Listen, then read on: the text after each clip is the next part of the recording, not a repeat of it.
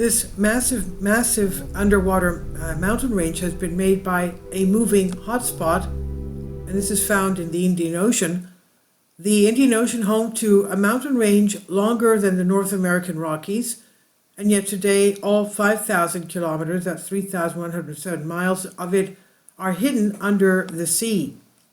A new study delves deep beneath the waves to show how the 9 East Ridge was formed between 43 and 83 million years ago, and its origins are quite a surprise.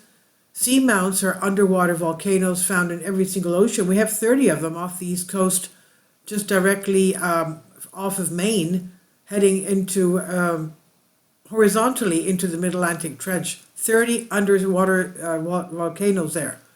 Now these seamounts here, underwater volcanoes found in every single ocean, they're caused by hotspots beneath Earth's surface, in which gathering heat melts away the mantle, releasing hot plumes and a pipe-like upwelling.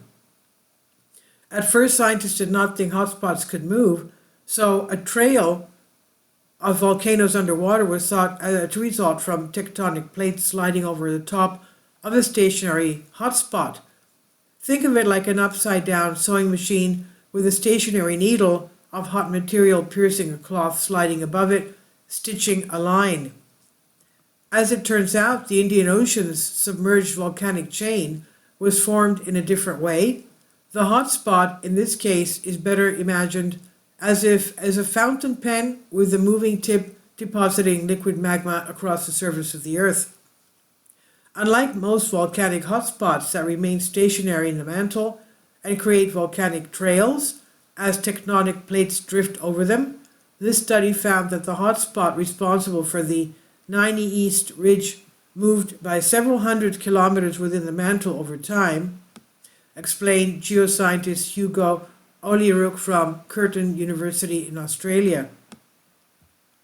This kind of hotspot movement is thought to be common, but is hard to prove, and has only previously been demonstrated for a few hotspots in the Pacific Ocean, making this the first documented case in the Indian Ocean.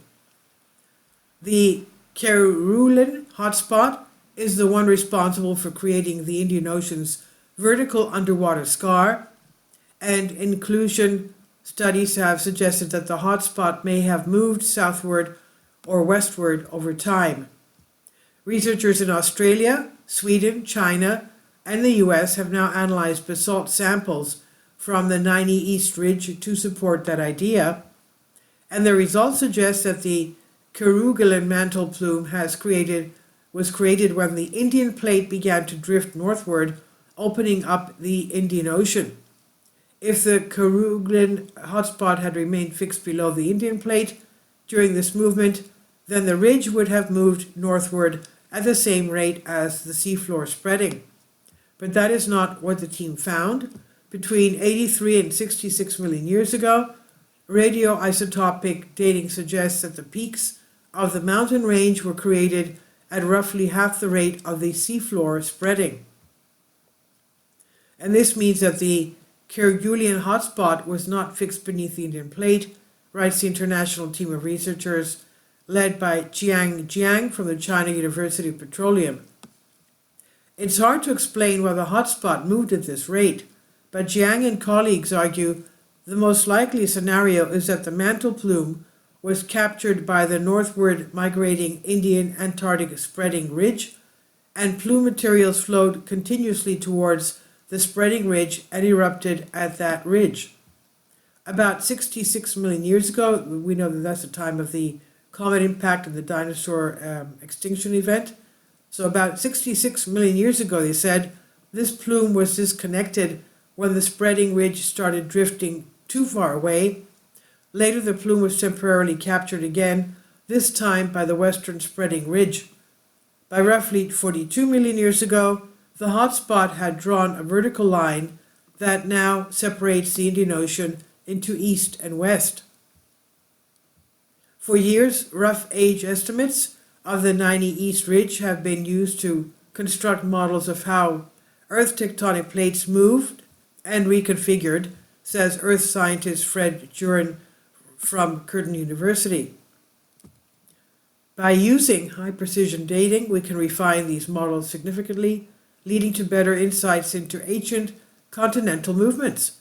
The study was published in Nature Communications. This is on Science Alert by Carly Casella.